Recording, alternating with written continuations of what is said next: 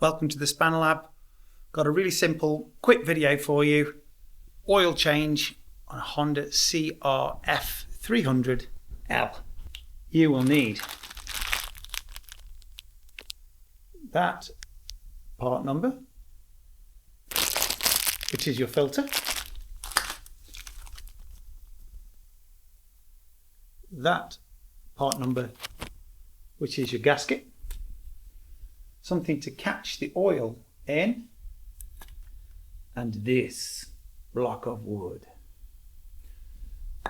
Okay, first we'll deal with the block of wood.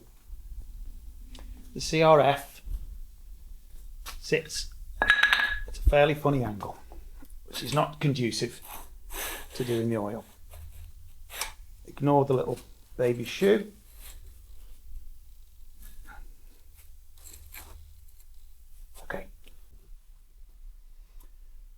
Now if you've got a bash plate fitted, like I have, my B&B bash plate I'm very happy with, most of them are going to have holes in the bottom anyway for letting water out and to allow your drain plug out. This is your drain plug, just here. Now I've undone it. Are you ready? It's going to drop out. Some of it, is going to catch on the guard. Not much of it actually. I'm pretty chuffed with that. So that's why we put that piece of wood under the side stand, because if the bike was at a steeper angle, leaned over, that oil right now would be running inside the guard, inside the sump guard here, because it'd be further over. 8mm. There we go.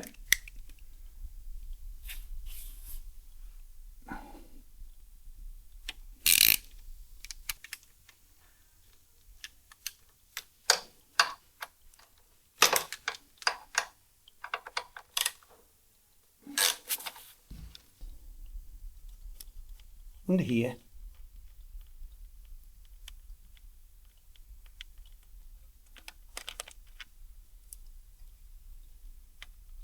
this cover, well, not the cover, but the filter behind it is spring loaded. There is your filter housing and that spring inside it. Put that on top of the rag there. There is your old filter. There is your gasket. New filter. Bum, bum, bum. You sit on there. These will only fit on one way. So if you're worrying about which way up this goes, this isn't the way up that it goes. This is the wrong way. I'm showing you. When you flip it over, there you go. You see now it's flipped over, it lines up with the gallery, so it can only go in one position. Okay. So when you're putting the cover back on, that's the way up that it goes. Now how do we do it? And we don't want to over tighten something. These are little screws, M6, with an 8mm head on. These do not want ragging up tight. And when we don't want something ragging up tight, we don't swing on the end of the ratchet, because it isn't necessary, and it's a darn easy way of stripping your threads. So don't swing on it.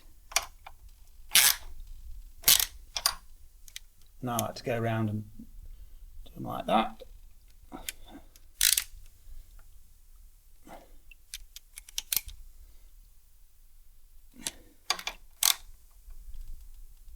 These do have a torque setting. I don't bother with it because it's not critical, as long as you don't strip it. But you won't strip it if you hold your spanner there. Oh. Oops, there it is. Oops, there's my washer. Now I've cleaned the washer. I'm going to put it on there. Now you're supposed to replace it because this is a very soft metal. And if you don't want to replace it, you are supposed to anneal it, which means that you heat it up and then let it cool. I have really never found the need. Okay, I think this is just something some people like to tell you that you've got to do. quite frankly, you don't. You just don't have to. All right, clean your washer, put it back on, tighten it up. It will not leak. It will be fine forever. I promise, regardless of who tells you otherwise. It isn't necessary. We've put the bolt in there and we've put the washer on it. We're going to pop that up into there. Going to tighten it all the way by hand. Now I'm going to tighten this up. Now again, there is a torque setting, and I have worked on a GPZ 750 where somebody stripped that thread out from hanging on the thing. So if you're worried, you can tighten that up with a torque wrench to the correct torque setting. And if you're inexperienced, I recommend you do that. I'm not going to do that. I'm going to tighten it by hand because I've been tightening bolts like that by hand for 35 years.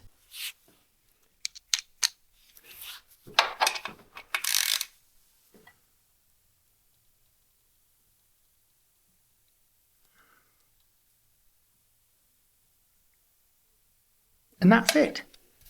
Now we need to put 1.8 litres of a good quality oil back inside. Okay, so put some oil in. There is the inspection window, but the bike's on an angle. So I'm going to tilt the bike towards me. Oh, there's the oil. So it needs some more in, because the bike, it needs to be between that mark and that mark when the bike's level. Okay, when the bike is level, which it currently is, that's level. It's not showing at all. So we'll put some more in. Okay, so fold it back up with the funnel. Always use a clean funnel. And we're getting to level, and there we go. See that that's directly between the two lines. Don't overfill it. There is a range. Use that word a fair bit. There is a range. So that is obviously your lower mark and your upper mark. So it doesn't have to be exact. You keep your eye on it. You always keep your eye on the oil level. You know, check it every week before you go out. Or, you know, just keep your eye on it. And that's it. That really is it. Hope that was some use. Gentleman who asked me to do that video, I'd be mighty grateful if you took the time to hit the subscribe button. Thanks a lot.